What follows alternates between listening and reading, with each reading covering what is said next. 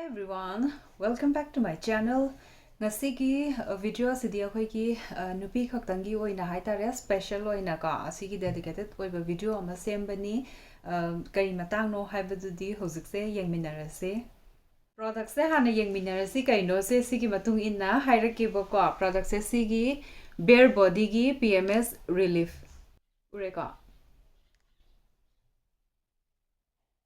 PMS haidi premenstrual syndrome.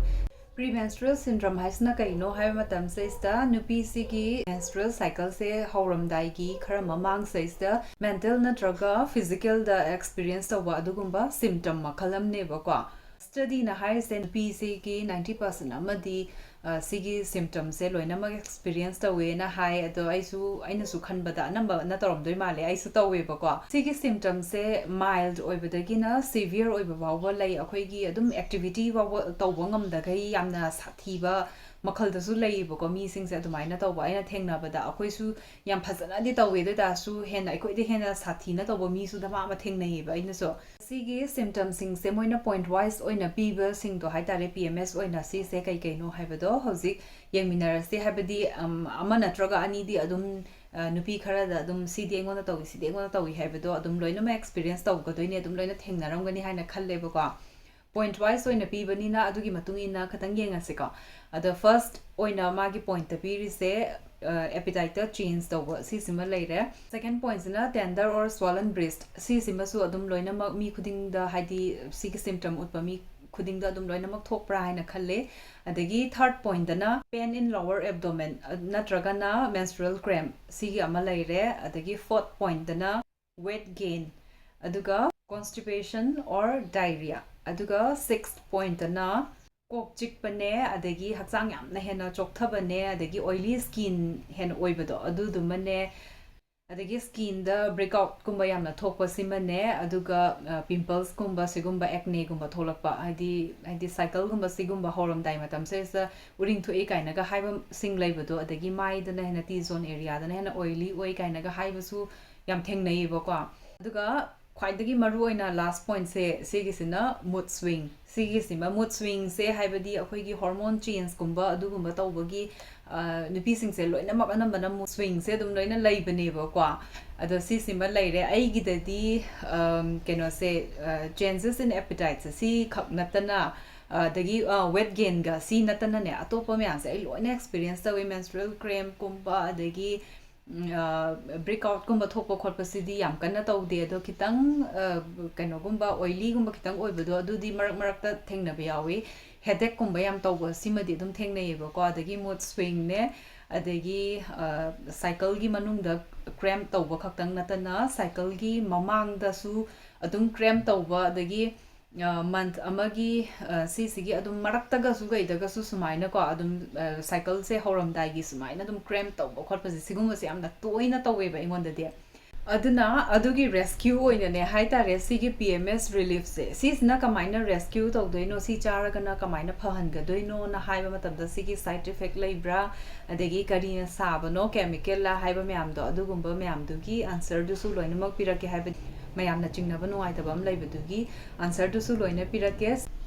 sigi product se completely natural product ni si se vegan oil non GMO oil gluten free oil aduga sugar free su oil ko dietary supplement oina akoina use tawgadobane karamba matamda use tawgadono haibadu su hairake ka karamba matamda use tawgadoino haibase magi cycle se horamdai gi mamangi 3 days mamangdagi chagadobune ba haibadi magi